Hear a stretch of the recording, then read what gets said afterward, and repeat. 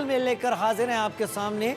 बात उत्तर प्रदेश उपचुनाव और झारखंड महाराष्ट्र विधानसभा चुनाव की, जिनके नजदीक आते ही नारों की जंग शुरू हो चुकी है। उत्तर प्रदेश के मुख्यमंत्री योगी आदित्यनाथ ने एक रहेंगे, नेक रहेंगे, बटेंगे तो कटेंगे नारे के जवाब में जुड़ेंगे तो जीतेंगे नारा समाजवादी पार्टी ने दे दिया। महाराष्ट्र में भी योगी के बटेंगे तो कटेंगे के बड़े बड़े पोस्टर लगे, तो समाजवादी पार्टी की ओर से भी पोस्टर लगा दिए गए, जिसमें लिखा है मठाधीश बांटेंगे और काटेंगे, पीडीए जोड़ेगी और जीतेगी। इससे पहले भी एक पोस्टर लगा था जिसमें लिखा था न बटेंगे न कटेंगे, पीडीए के संग रहेंगे। बीजेपी और एसपी के नारों की जंग में अब बीएसपी की भी एंट्री हो गई है। मायावती ने कहा कि ये नारे बीजेपी और एसपी के चुनावी फांस की तरह हैं। नारा युद्ध के बीच मायावती ने अपना एक नया नारा दिया, इन दोनों से दूर रहेंगे तो बचे रहेंगे और सुरक्षित रहेंगे। हरियाणा चुनाव में योगी के बटेंगे तो कटेंगे नारे ने कमाल कर दिया। इस एक अकेले नारे ने बीजेपी को हरियाणा में वो जीत दिला दी जो तकरीबन एग्जिट पोल के बाद असंभव सी लग रही थी। प्रधानमंत्री मोदी और आरएसएस ने भी योगी के नारे का समर्थन किया और यही नारा उत्तर प्रदेश उपचुनाव और झारखंड और महाराष्ट्र विधानसभा चुनाव से पहले बीजेपी की ओर से लगाया जा रहा है।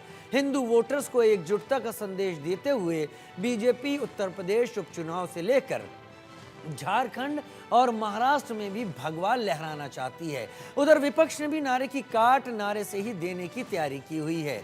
बटेंगे से जुड़ेंगे नारों के बीच जनमत क्या रहने वाला है, ये देखना खास रहेगा। लेकिन एक रिपोर्ट देख लेते हैं और समझते हैं कि इन नारों की हकीकत और इन नारों का प्रभाव जमीन पर कितना असर कर रहा है। और राष्ट्र तब सशक्त होगा जब हम एक रहेंगे, नेक रहेंगे, तभी नेक रहेंगे। बटेंगे तो कटेंगे। एक है तो सेफ है। ये लोग एक है तो सेफ है, उसको भी गलत तरीके से परिभाषित करने में लगेंगे। इनसे दूर रहेंगे तो बचे रहेंगे। इन दोनों पार्टियों से, इनके गठबंधन से दूर रहेंगे तो बचे रहेंगे। यूपी उपचुनाव से लेकर महाराष्ट्र और झारखंड विधानसभा चुनाव तक योगी आदित्यनाथ के नए नारे बटेंगे तो कटेंगे पर सियासी घमासान छिड़ा है। बीजेपी के बटेंगे तो कटेंगे के जवाब में अखिलेश यादव ने नारा दिया जुड़ेंगे तो जीतेंगे। उसके बाद समाजवादी पार्टी की ओर से एक और नारा दिया गया, न बटेंगे न कटेंगे, पीडीए के संग रहेंगे। बीजेपी और समाजवादी पार्टी के बीच नारों की जंग अब और भी रोचक हो गई है। अब इस जंग में बीएसपी की भी एंट्री हो गई है। जनता का ध्यान बांटने के लिए अब बीजेपी बटेंगे तो कटेंगे और सपा एंड कंपनी के लोग क्या कह रहे हैं, जुड़ेंगे तो जीतेंगे। इन नारों को प्रचारित करने व इनकी पोस्टरबाजी आदि भी खूब करने में लगी है, जबकि इनकी हर मामले में रही दोगली सोच व नीतियों को ध्यान में रखकर वास्तव में होना ये चाहिए कि बीएसपी से जुड़ेंगे तो आगे बढ़ेंगे व सुरक्षित भी रहेंगे। इस प्रकार से इन विरोधी पार्टियों की ऐसी सोच व धारणा से दूर रहकर अब बीएसपी ये चाहती है कि इनसे दूर रहेंगे तो बचे रहेंगे। बीएसपी की अध्यक्ष मायावती बीजेपी और समाजवादी पार्टी के नारों को चुनावी फांस बता रही हैं। वो इन दोनों मतलब बीजेपी और एसपी से दूर रहने की बात कर रही हैं। इधर आरजेडी नेता तेजस्वी यादव ने भी बटेंगे तो कटेंगे नारे को लेकर बीजेपी पर निशाना साधा है। ये तो सुनने में नफरत भरा लगता है। पूरी तरीके से ये सब नफरत फैलाने की बात होती है। इनके मुंह से कभी पढ़ाई की बात नहीं हो सकती, कभी चिकित्सा की, स्वास्थ्य की बात नहीं हो सकती, नौकरी बेरोजगारी की बात नहीं हो सकती, महंगाई गरीबी की बात नहीं हो सकती। इनके मुंह में इतना जहर है, केवल जहरी उगलना इन लोगों का काम है। वो जहर उगलते रहे, हम लोग जनता के बीच रह के जनता के मुद्दे को उठाएंगे, जनता की लड़ाई लड़ेंगे और जनता को जीत दिलाएंगे। ये सब केवल अब लोग ड्रामा नौटंकी इन लोगों का समझ चुके हैं कि पूरी तरीके से बांटने का काम कौन कर रहा है, तोड़ने का काम कौन कर रहा है, नफरत और जहर फैलाने का काम कौन लोग करते हैं। इससे पहले शनिवार को अखिलेश यादव ने बीजेपी के बटेंगे तो कटेंगे वाले नारे पर पलटवार करते हुए सोशल मीडिया एक्स पर इसे नकारात्मक नारा बताया। उन्होंने एक्स पर लिखा, उनका नकारात्मक नारा उनकी निराशा, नाकामी का प्रतीक है।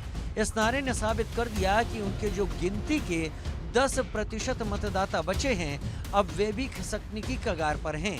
इसलिए ये उनको डरा कर एक करने की कोशिश में जुटे हैं, लेकिन ऐसा कुछ होने वाला नहीं है। योगी के बटेंगे तो कटेंगे का असर हरियाणा चुनाव में दिख चुका है। एक नारे ने हरियाणा में बीजेपी को लगातार तीसरी बार जीत दिला दी। जाहिर है विपक्षी दल इस नारे की काट निकालने की कोशिश में हैं। उत्तर प्रदेश में 10 में से 9 सीटों पर विधानसभा उपचुनाव हो रहे हैं। समाजवादी पार्टी एक बार फिर इस चुनाव में पीडीए के नारे के साथ आगे बढ़ रही है। अखिलेश ने पीडीए के सहारे ही लोकसभा चुनाव में यूपी में करामात की थी। कांग्रेस के चुनाव मैदान से हटने के बाद एसपी ने सभी 9 सीटों पर अपने उम्मीदवार उतारे। इनमें सबसे ज्यादा 4 सीटों पर अल्पसंख्यक, 3 पर ओबीसी, 2 सीटों पर दलित उम्मीदवारों को उतारा गया है। वहीं बीजेपी ने 1 सीट आरएलडी को दी है और बाकी 8 सीटों पर चुनाव लड़ रही है। बीजेपी ने 4 ओबीसी, 3 सवर्ण और 1 दलित उम्मीदवार को उतारा है। इसके साथ ही महाराष्ट्र और झारखंड में भी विधानसभा चुनाव हो रहे हैं। चुनाव से पहले नारे पर नारे दिए जा रहे हैं। अब देखना होगा कि चुनाव पर इन नारों का क्या असर दिखता है और जनमत क्या रहता है। Bureau report, India news. नारों के बीच में उलझी पूरी लड़ाई ये तय करने के पीछे रस्साकशी में जुटी हुई है कि किसका नारा वोटर के दिल तक सीधे जाकर लगता है, क्योंकि अगर वहां पर जाकर लग गया तो उसका वोट में तब्दील होना करीब करीब तय हो जाता है। और राजनीतिक पार्टियां चुनाव की इस लड़ाई में यही करने की कोशिश करती हैं। क्या ये नारे इसी सबकी सोच का नतीजा है? देश का सवाल में कई सवाल भी उपजते हैं। हम वो सवाल आपके सामने रखेंगे, फिर चर्चा की तरफ आगे रुख करेंगे। क्या बीजेपी और एसपी के नारों की जंग में मायावती के उतरने के भी कुछ मायने हैं? दरअसल हम ये कहना चाहते हैं कि क्या मायने आपको लगते हैं? इन नारों की लड़ाई में मायावती क्यों उतरी हैं? क्या उत्तर प्रदेश उपचुनाव से लेकर महाराष्ट्र और झारखंड तक नारों पर ही चुनाव लड़े जाने की तैयारी है, जहां पर वायदे ना करने पड़े और नारों के जरिए ही सत्ता तक पहुंचा जा सके? तीसरा, नारों की जड़ में वोटों के बिखराव का क्या किसी तरीके का डर तो नहीं दिखाई पड़ रहा राजनीतिक पार्टियों को? किसी एक पार्टी की बात नहीं है, सभी पार्टियों को क्या कोई डर तो नहीं है? लिहाजा नारों में वोटरों को फंसाया जा रहा है। और क्या हरियाणा में जीत के बाद बटेंगे तो कटेंगे पर बीजेपी पूरी तरीके से आक्रामक होकर इन चुनावों को लड़ने की तैयारी में है, जिसके चलते बीजेपी ने अपनी मंशा भी साफ कर दी है कि उसका एक ये नारा और विपक्ष की बाकी कई सारी काटें आमने सामने रहेंगी और वो इस एक नारे के सहारे अपनी नैया को आगे खेती हुई चली जाएगी। हमारे साथ कई खास मेहमान इस वक्त जुड़ गए हैं, कि करके सबका मैं परिचय करा देता हूं। धनंजय गिरी हमारे साथ बीजेपी के स्पोक्स पर्सन जुड़ गए हैं, बहुत स्वागत है धनंजय भाई आपका। मेरे साथ प्रोफेसर भुवन भास्कर जोशी समाजवादी पार्टी के स्पोक्स पर्सन मेरे साथ जुड़े हैं, आपका भी स्वागत है जोशी जी। ज्योति कुमार सिंह कांग्रेस के स्पोक्स पर्सन, बहुत स्वागत है ज्योति जी आपका भी, आप मेरे साथ जुड़े। और कालीचरण स्नेही जी दलित कार्यकर्ता, दलित एक्टिविस्ट के तौर पर मेरे साथ जुड़े हैं और इस राजनीति को जो दलित समाज के इर्द गिर्द सभी पार्टियों के बीच में रहती है और घूमती है, वो किस पार्टी के सबसे ज्यादा नजदीक आप देख पाते हैं, या फिर चुनावी दौर में केवल ये नारे तक सीमित रह जाती है? इस पर आपसे भी जानना चाहेंगे। और साथ ही ये भी कि मायावती के भी इन नारों की लड़ाई में कूदने का क्या मतलब और क्या मकसद हो सकता है? कई सारे चुनाव हरियाणा का चुनाव ज्यादा दूर नहीं है जब एग्जिट पोल 2024 लोकसभा चुनाव की तरह मुंह की खाते हुए दिखाई पड़े और जो परिणाम निकलकर सामने आया, उन परिणामों ने यह तय किया कि कहीं बहुत कुछ नारों ने बहुत ज्यादा काम किया, जो विवेचना सबने की बाद में निकलकर सामने आई कि उसको पकड़ने में गलतियां बहुत जगह बहुत सारे लोगों ने की। सबसे पहले धनंजय भाई, मैं आपको ही शुरुआत देना चाहूंगा और मैं चाहूंगा कि मैं इसे बहस की जगह एक चर्चा के स्तर पर ले जाऊं। सबको शुरुआत में मैं बराबर समय दूंगा, जब रुकने के लिए कहूंगा तो आप समझ जाइएगा कि आपको पर्याप्त समय दे दिया गया है। और अब मैं सवाल के साथ किसी और पर जाऊंगा। जब ओपन फोरम होगा हम सब अपनी बात रखेंगे, लेकिन आप सब सम्मानित हैं, अपने विषय के जानकार हैं, लिहाजा आपको मुझसे ज्यादा मेरे दर्शक सुनना चाहेंगे तो आपकी बात स्पष्ट पहुंचे। सबसे पहले धनंजय गिरी साहब, प्रधानमंत्री का बयान सामने आया, एक हैं तो सेफ हैं, इसको गलत तरीके से भारतीय राजनीति में परिभाषित करने की विपक्षी दलों द्वारा कोशिश की जा रही है। हम बचपन से भी सुनते आ रहे थे, एक चिड़िया अनेक चिड़िया, एक दूरदर्शन पर गीत भी आया करता था, उसके जरिए एक होने की बात सिखाई जाती थी। लेकिन आज जब इस चीज को रखा जाता तो क्यों इसे एक खांचे में रखकर देखा जाता है? धनंजय गिरी, आपका समय अब शुरू होता है। राजीव जी, देखिए, अनेकता में एकता की बात है, एकता में महाशक्ति है, एक रहिए नेक रहिए, संघे शक्ति कलिजुग के बुद्ध ने कहा है। तो ये सारी बातें हमें तो बचपन से सिखाई गई है और एक होकर रहना अच्छी बात है। सवाल इतिहास से सीख लेने का है। इतिहास गवाह है कि हमारा बटे रहना परकीय दास्ता के कारण रहे। कमजोर कभी भाईचारे को नहीं जी सकता, नहीं जिंदा रह सकता है। भारत में भाईचारा तभी संभव है जब हिंदू समाज की एकता होगी। राष्ट्रीय समाज की एकता हर देश की आवश्यकता है। जर्मन लोगों का कैसे रहेगा जर्मनी? आप बताइए कि फ्रांस बिना फ्रेंच लोगों कैसे रहेगा, जापान बिना जापानीज लोगों कैसे रहेगा, रसिया बिना रशियंस के कैसे रहेगा? हर देश को अपने राष्ट्रीय समाज की आवश्यकता होती है। अन्य देश की तरह भी हिंदू समाज भी भारत का राष्ट्रीय समाज है। राष्ट्रीय समाज का मतलब किसी को अराष्ट्रीय कहना नहीं है। सनातन मूल्य ही इस मुल्क की पहचान है। यहाँ के मुसलमान की पहचान भी, अगर ये हज करने भी जाए तो वहां कहेगा कि हिंदुस्तान से आए हुए लोग हैं। संघर्ष तो समझ का है। सुंदर समझ ही सुंदर देश बनाएगी। तैमूर और चंगेज मुसलमानों के पूर्वज कैसे हो सकते हैं? अगर ये पूर्वज है तो हिंदू मुसलमान के भाई का नारा कैसे हो सकता है? इस्लाम में खिलजी से लेकर खुजली तक को सहलाने का जो राजनीतिक दलों का चलन बन गया है, दिक्कत वहां से हो रही है। हम तो प्रधानमंत्री ने कहा था कि सबका साथ, सबका विकास, सबका विश्वास, सबका प्रयास। ये बांटने का, एक एक व्यक्ति से पूछने का कि तुम किस मजहब से हो, तुम किस जाति से हो, इस बांटने का ये किसने शुरू किया? अच्छा, दूसरी बात है राजीव भाई कि संसार सुखी और स्वस्थ हो जैसी लोक मंगल कामना केवल हिंदू समाज ही करता है। कमजोर हिंदू समाज कैसे कहेगा सर्वे भवन्तु सुखिनः सर्वे सन्तु निरामया का संकल्प कैसे लेगा? सवाल एकता का है, विरासत का सवाल एकता का है। विरासत का संबंध हिंदू मुसलमान दोनों से है। हमारे पुरख एक रहे हैं, सबके पुरख एक हैं। हम तो कहते हैं कि सभी का हक है, सभी का विकास एक जैसा किया जाए। लेकिन कुछ राजनीतिक दल अपने स्वार्थ के बलिवेदी पर किसी को स्पेशल रखते हैं और कुछ राजनीतिक दलों ने क्षुद्र राजनीतिक चेतना के कारण मुल्क के ऊपर मुसलमान, ये ट्रेंड खड़ा कर दिया है कि मुल्क के ऊपर मुसलमान, तुम सब सरिया को संविधान के ऊपर लाएंगे, मुल्क के ऊपर मुसलमान लाएंगे। हम कहते हैं मुसलमान भी यहाँ की माटी से जुड़े, यहाँ की माटी को आप सजदा करेंगे, हम आपको सदके में अपनी जान देने के लिए तैयार हैं। और ऐसा हुआ, ऐसा इस देश के मुसलमानों के साथ भी रहा है। वीर अब्दुल हमीद की शहादत को हम सलाम करते हैं, अब्दुल कलाम को प्रणाम करते हैं। हम प्रधानमंत्री ने कहा कि एक हाथ में कंप्यूटर एक हाथ में कुरान हो। बाबा साहब डॉक्टर भीमराव अम्बेडकर के दिए गए संविधान से 70 साल तक इस देश में दलित लोगों को आरक्षण नहीं मिला था। जम्मू कश्मीर में क्यों नहीं मिला था? क्यों किसी देश के पॉलिटिकल पार्टी ने क्यों नहीं कहा? एएमयू और जामिया में क्यों खत्म कर दिया गया आरक्षण, दलित लोगों को मिलने वाला आरक्षण? क्यों उस पर किसी राजनीतिक दल के मुंह से चू नहीं निकली? क्यों कहा गया था किसी राजनीतिक दल को द्वारा कि इस देश के संसाधनों पर पहला हक अल्पसंख्यकों का है, विशेषकर मुसलमानों का। और एक दुनिया के ऐतिहासिक फैक्ट को उठाकर राजीव भाई हम देखेंगे तो आप देखिए 15% बंटवारे के समय पाकिस्तान देश का बंटवारा धर्म के आधार पर हुआ था ना, और कांग्रेस ने इस देश को बांटा था। 15% वहां जो हिंदू थे 8.5% कहां से हो गए? जो 30% बांग्लादेश में थे आज 8% कैसे हो गए? और रोज कत्लो गारत का जो माहौल बना उस पर किसी को बोलना। और जब इस देश का एक सांसद पार्लियामेंट में खड़ा होकर जय फिलिस्तीन कहता है, किसी राजनीतिक दल के मुंह से चू की आवाज नहीं निकलती। क्यों?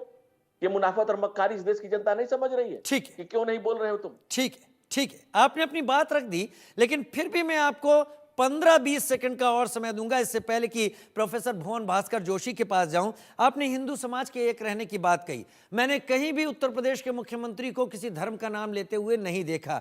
क्या आपको लगता है एक रहेंगे तो नेक रहेंगे, बटेंगे तो कटेंगे, ये हिंदू समाज के परिप्रेक्ष्य में ही बीजेपी सामने लाती है? धनंजय गिरी, 20 सेकंड और। मैंने कहा कि राष्ट्रीय समाज यहाँ का हिंदू समाज है। आप हिंदुस्तान की पहचान हिंदू स्थान के रूप में है। यहाँ से कोई हज करने भी जाएगा तो कहा जाएगा कि हिंदुस्तान से आया है। मैंने ये कहा, इस कॉन्टेक्स्ट में इस बात को कहा है, हिंद देश के निवासी सभी जन एक हैं, रंग रूप वेशभूषा चाहे अनेक है। आई हमने हमेशा सबको, और हम तो कहते हैं, मैंने पहले भी आपसे कहा, दोबारा कह रहा हूं, एकम सत विप्रम बहुधा बदंती। हमने कहा कि किसी ने अपनी पूजा पद्धति बदल ली, उससे हमारा कोई विरोध नहीं है। विरोध तब होता है जब आप कहते हैं इधर माईवे और हाईवे एक ही रास्ता, एक ही, तो तब जाकर के दिक्कत होता है। इतना डेमोक्रेसी कहीं हो सकती है? हम कहें कि आप वो एकम सत विप्रम बहुधा बदंती। ठीक है, मैंने आपको पूरा समय दिया, जरा भी आपको रोका नहीं, और यही स्थिति आप बाकी माननीय प्रवक्ताओं के साथ भी रहेगी, क्योंकि मैं बार बार कहना चाहता हूं, अगर मैं आपको मॉडरेट कर रहा हूं तो मैं इस बहस को नहीं, मैं चर्चा को सामने रखना चाहूंगा। सब खुलकर अपनी मानसिकता, अपनी सोच और अपनी पॉलिसी को सवालों के साथ जोड़कर सामने रखें। मेरे ख्याल से प्रोफेसर भुवन भास्कर जोशी, मुझे सवाल बदलने की कोई आवश्यकता नहीं है। प्रधानमंत्री ने कहा एक हैं तो सेफ हैं, इसको गलत तरीके से परिभाषित किया जा रहा है। क्या ऐसा ही है समाजवादी पार्टी की सोच में भी? आप अपनी बात सामने रखें, आपका समय अब शुरू होता है। देखिए, भारत जो है वो धर्मनिरपेक्ष देश है। जो भारत का संविधान मैंने पढ़ा है उसमें सभी धर्मों का आदर का भाव लिखा हुआ है। और जब हम कहीं विदेश जाते हैं तो ये बोला जाता है भारत से आया है, इंडिया से आया है।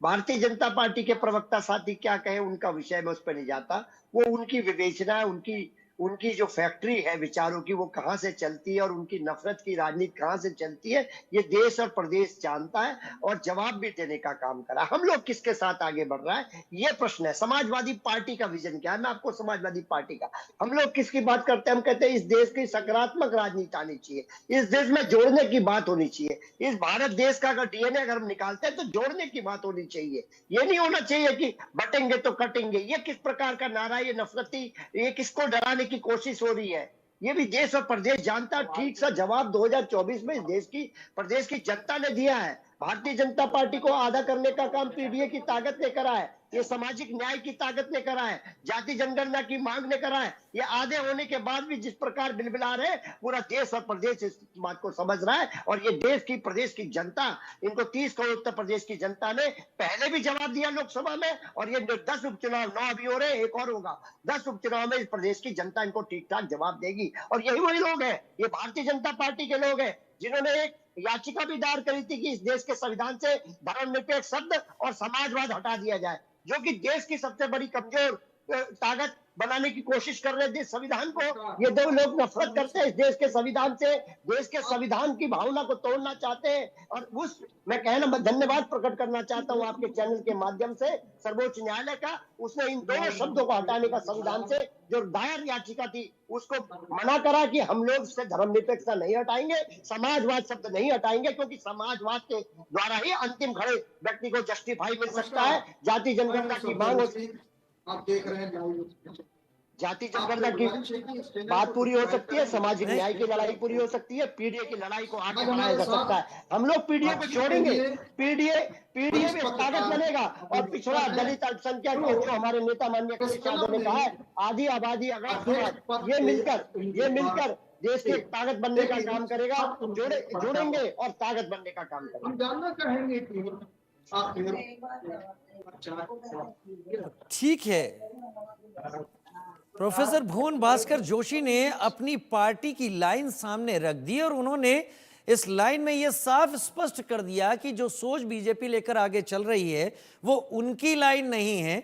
और पिछले दिनों में जो नारा लेकर वो आगे बढ़े थे 2024 के लोकसभा चुनाव में, उस नारे को मिली आशातीत सफलता ये तय कर देती है कि जिस नारे के साथ वो आज आगे बढ़ रहे हैं वो नारा उत्तर प्रदेश में उन्हें आगे बढ़ने में मदद करेगा।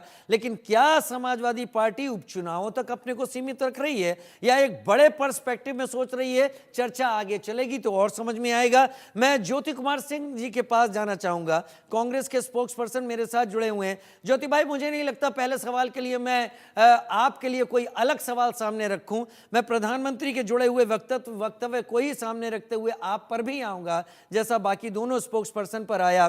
प्रधानमंत्री ने कहा एक हैं तो सेफ हैं, इसे गलत तरीके से परिभाषित किया जा रहा है। अगर नहीं किया जा रहा, सही परिभाषा क्या है?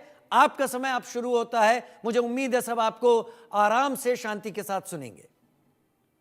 सुमित झा जी, ये देश हमारा पहले भी एक था, आज भी एक है और कल भी एक रहेगा। ये देश 80% सनातनियों का देश है और ये सनातन धर्म 5000 साल से हमारे इस देश में कभी नहीं बटा, और जिसको वो बांटने का संकेत देना चाहते हैं प्रधानमंत्री जी, वो गलत करते हैं।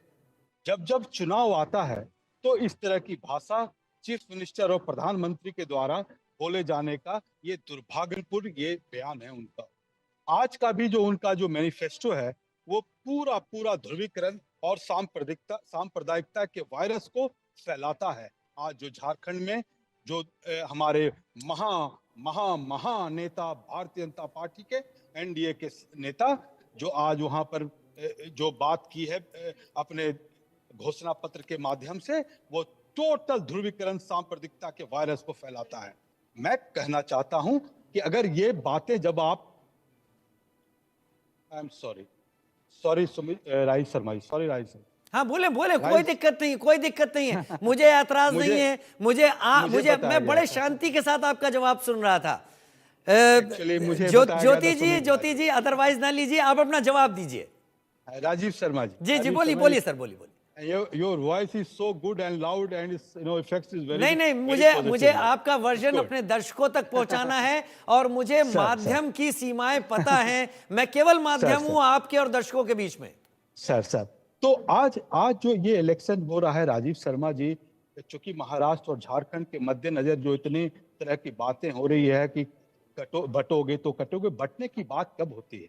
अभी सुब्रमण्य, अभी हमारे पूर्व के प्रवक्ता भी बात कर रहे थे, पिछले ही सप्ताह के 2-3 दिन पहले सुप्रीम कोर्ट में जस्टिस राजीव खन्ना जी के कोर्ट में सुब्रमण्य स्वामी का याचिका था कि संविधान से सोशलिस्ट और ये जो सेक्युलरिज्म का वर्ड हटाने के लिए जस्टिस खन्ना ने उनसे पूछा था कि आप क्या चाहते हैं, क्या आप चाहते हैं कि सेक्युलरिज्म देश हमारा सेक्युलर नहीं रहे? तो वो बोलते नहीं, मैं तो चाहता हूं कि देश सेक्युलर रहे। तो अगर वो चाहते हैं कि देश सेक्युलर रहे, जब वो जस्टिस खन्ना के सामने वो बोलते हैं, तो ये किस तरह की बात करते हैं कि आप एक रहे तो हमारा देश सेक्युलर है, तो एक था तो एक रहेगा और आगे भी रहेगा। लेकिन सवाल क्या है? सवाल यहाँ ये है, चूंकि हमारा झारखंड में इलेक्शन है और झारखंड के इलेक्शन का सबसे बड़ा मुद्दा क्या है पता है आपको? चूंकि एनडीए जो इंडिया हमारा जो अलायंस है जेएमएम कांग्रेस का, उसमें जो सबसे बड़ी जो बातें हैं जो काम की गई है, उस काम में साइकिल वितरण योजना किया गया है। 10 लाख बच्चों को मिली हुई साइकिल को कैसे ये ठुकरा सकते हैं? सीएम उत्कृष्ट विद्यालय 80 स्कूल में सीबीएसई माध्यम से पढ़ाई शुरू हुई, पंचायत स्तर पर कुल 5000 स्कूलों को उत्कृष्ट बनाया गया, कैसे इनकार कर सकते हैं? ये प्री एवं पोस्ट ग्रेजुएट स्कॉलरशिप को 35 लाख। मुझे लगता है कोई समस्या आई है ज्योति कुमार सिंह जी के साथ। ज्योति जी आपका रुख करूंगा मैं, हो सकता है फोन में कुछ समस्या आई है। ज्योति जी मैं अब प्रोफेसर मेरे साथ कालीचरण स्नेही जी, दलित एक्टिविस्ट के तौर पर इस वक्त कालीचरण स्नेही जी इस वक्त मेरे साथ जुड़े हुए हैं। कालीचरण जी, पूरे मसले को आप समझ रहे हैं, हम नारों के बीच में उलझ रहे हैं, हम चुनावी लड़ाई को जीतने के लिए नारों को रखकर वोटर को अपने पास लाने की कोशिश में लगे हुए हैं और इसमें जो प्रयास हो रहे हैं वो लगातार दिखाई भी पड़ रहे हैं। क्या वर्तमान हो रहे प्रयास आपको किसी तरीके से लगता है जो समाज को छोटे छोटे हिस्सों में तोड़ने की एक कोशिश की तरफ आगे बढ़ते दिखते हैं, या फिर आपको लगता है कि ये जो चीज है ये एक समय का झंझावात है जो अभी चुनाव आया इसलिए उठा है, चुनाव जाते ही ये ठंडा पड़ जाएगा और हमारी जो मूल भावना है जिस पर देश चलता रहता है वो हमेशा चलता रहेगा? कालीचरण स्नेही जी। धन्यवाद जी, आपने मुझे अवसर दिया है। देखिए, असल में ये है कि ये जो हमारी चुनी हुई सरकारें हैं, चाहे राज्य सरकार हो चाहे केंद्र की सरकार हो, संविधान के अनुसार उनका ये मुख्य कर्तव्य बनता है कि वो देश को एक रखें, देश के ताने बाने को किसी भी तरह टूटने ना दें, बिखरने ना दें। और ये चुनाव के समय ही नहीं, हर समय, ये केवल चुनाव के वक्त ही क्यों हम बटेंगे तो कटेंगे या जीतेंगे तो भाई ये करेंगे, मतलब ये है कि हमने केवल चुनाव के लिए कुछ अपने तरीके अपना रखे हैं जिससे जनता को लुभाते हैं, कई बार भटकाते हैं, भरमाते हैं और अपना काम निकाल ले जाते, अपनी पार्टी को जिताते हैं, फिर जो होना है वही होता है। देखिए राजीव जी, सबसे बड़ी बात यह है कि ये हम जानते हैं कि ये देश जो है जातियों में और वर्णों में बटा हुआ है, पहले से ही बटा। जिनके पुरखों ने बांटा था इस देश को जातियों, हजारों जातियों उपजातियों में, उन्हीं की संतति को पश्चाताप के रूप में ये कहना पड़ रहा है और दुख झेलना पड़ रहा है पूरे देश को। और दुनिया में हम बदनाम हैं, हमें कहना पड़ता है कि हमने दलित को राष्ट्रपति बना दिया, हमें कहना पड़ता है हमने ओबीसी को ये बना दिया, हमें कहना पड़ता है कि ओबीसी हमारे प्रधानमंत्री हैं। मतलब बटे हुए तो हैं ही। असल बात यह है कि ये प्रायश्चित जो है करना चाहिए। और सबसे बड़ी बात है, जब एक हैं और हिंदू हैं, भाई हिंदू हैं तो फिर जाकर के शंकराचार्यों के द्वारा ये घोषणा होनी चाहिए और सरकार को मानना चाहिए कि हिंदू हिंदू आपस में शादी ब्याह करेंगे, रोटी बेटी का संबंध होगा। क्योंकि रोटी बेटी का संबंध होगा, खान पान का संबंध होगा, तभी तो हम जाकर के जुड़ेंगे। ऐसे थोड़ी जुड़ा होता है कि जाकर के वोट के लिए हम ये हिंदू हैं, इसके बाद तुम दलित हो, तुम धोबी हो, तुम धानुक हो, तुम ठाकुर हो, तुम वैश्य हो, तुम ये अग्रवाल हो।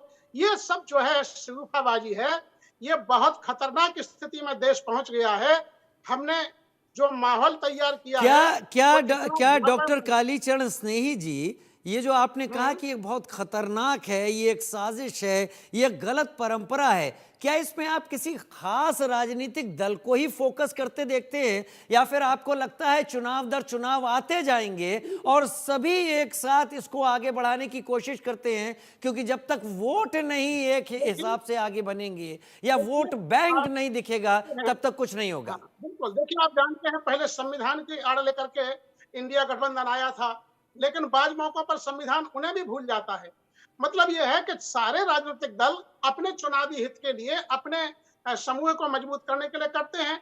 जब टिकट देना है तो जातियों को देखेंगे, जब मंत्रिमंडल विस्तार करना है तब जातियों को देखेंगे, किसको आगे करना है किसको पीछे करना है तब जातियों को देखेंगे, तब बटे हुए नजर नहीं आते हैं। ये असंतोष बराबर जाहिर होता है कि भाई हमें प्रतिनिधित्व नहीं मिल रहा, हमें। अरे भाई, जब हिंदू हैं, मान लिया हिंदू हैं 80% लोग, तो फिर भाई किसी को भी प्रतिनिधित्व मिल जाए, फिर ऐतराज किस बात का? जब हिंदू एक हैं, मतलब साफ है कि हिंदू एक नहीं है। वो जाट के रूप में है, वो जाटों के रूप में है, वो कहार के रूप में है, वो बिंद के रूप में है, इस रूप में है, इसलिए उसे प्रतिनिधित्व मिलना जरूरी हो जाता है। अब देखिए, आदिवासी हिंदू फोल्ड में नहीं आते हैं, किसी भी तरह से हिंदू फोल्ड में आदिवासी नहीं आते। वो प्रकृति पूजक हैं, उनके आइकॉन अलग हैं, उनके देवता अलग हैं, उनके भगवान बिरसा मुंडा हैं। तो अब हम उनको भी अपने उसी में ले रहे हैं। मतलब सबसे बड़ी बात यह है, देखिए कि चुनावी नारे देकर, लेकिन स्नेही साहब, आपने बड़ा अच्छा यहाँ पर व्याख्या की कि हमें अगर कहना पड़ रहा है तो हम एक नहीं हैं, इसीलिए ये चीज सामने आ रही है। लेकिन हम एक और नारा बड़े सालों से सुनते आ रहे हैं, वो है वोट बैंक। उसे कहा जाता है मुस्लिम वोट बैंक, और ये ओवर द ईयर्स हर साल चुनाव के साथ और परिपक्व होता चला गया। हालांकि अब तो समाज बदल गया है, नहीं तो पहले फतवे जारी होते थे कि मुसलमानों को खास किस जगह वोट देना है। तो क्या आपको लगता है कि हर समाज, हर जाति, हर धर्म इसी तरीके से तोड़कर रखा गया है जिससे उसका सही उपयोग किया जा सके सही समय पर? बेशक, जैसे कांग्रेस का वोट बैंक रहा, पहले दलित रहे, अल्पसंख्यक मुसलमान रहे, और ये इस समय देखिए आप एक बहुत बड़ी आबादी को, मतलब 25-26 करोड़ मुसलमानों को छोड़ करके, अल्पसंख्यकों को छोड़ करके देश में खुशहाल वातावरण कैसे तैयार कर सकते हैं? असंभव है। इतनी बड़ी जमात है, पाकिस्तान की जनसंख्या से भी भारी जनसंख्या हमारे पास है, उनकी उपेक्षा करके आप नहीं कर सकते किसी भी जमात को।